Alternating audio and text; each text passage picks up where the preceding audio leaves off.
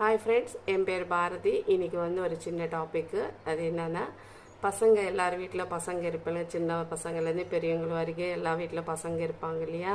இந்த பசங்களுக்கு சின்ன வயசுலேருந்தே நம்ம சின்ன சின்ன வேலைங்களை அவங்களுக்கு ஏற்ற மாதிரி, அவங்க விளையாட்டு பொருளோ, அவங்க ஸ்கூலுக்கு போகும்போது அவங்க லஞ்ச் பேக்கில் இந்த மாதிரிலாம் அவங்க வேலை அவங்க செய்கிற மாதிரி, ஸ்கூலுக்கு போனால் அவங்க லஞ்ச் பேக்கு அவங்க லஞ்ச் பாக்ஸ் பேக்கில் வச்சுக்கிற மாதிரி, வந்த உடனே சாக்ஸு ஷூ அது எந்த இடத்துலேருந்து எடுத்து வைக்கணும் சொல்லிட்டு அது சொல்லி கொடுக்குறது.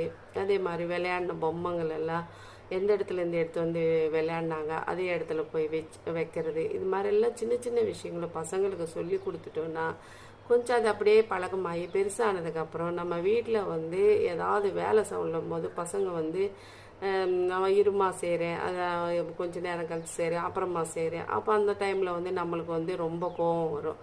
இந்த மாதிரி இல்லாமல் சின்ன குழந்தைலேருந்து அவங்க வேலை அவங்க செஞ்சுக்கிற மாதிரி நம்ம பழக்கம் பண்ணிட்டோம்னா நம்மளுக்கு கொஞ்சம் வேலை கம்மியாயிடும். நம்மளுக்கு அந்த நேரத்தில் அவங்க வேலை செய்யலையான்னு அந்த கோபம் இருக்காது. அந்த பசங்க அவங்க வேலை அவங்க செஞ்சுக்கிட்டே நம்மளுக்கு பாதி வேலை முடிஞ்ச மாதிரி தான்.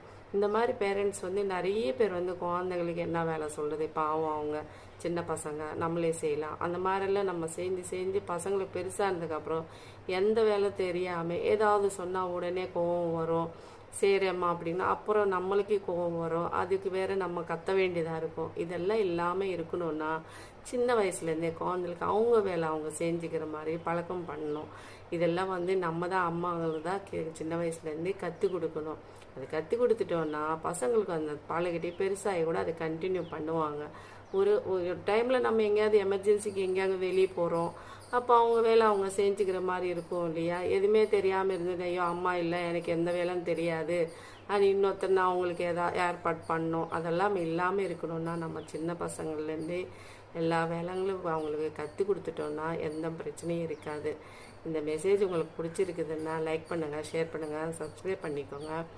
நாளைக்கு இன்னொரு வீடியோவில் சந்திப்பேன். பாய், உங்கள் பாரதி.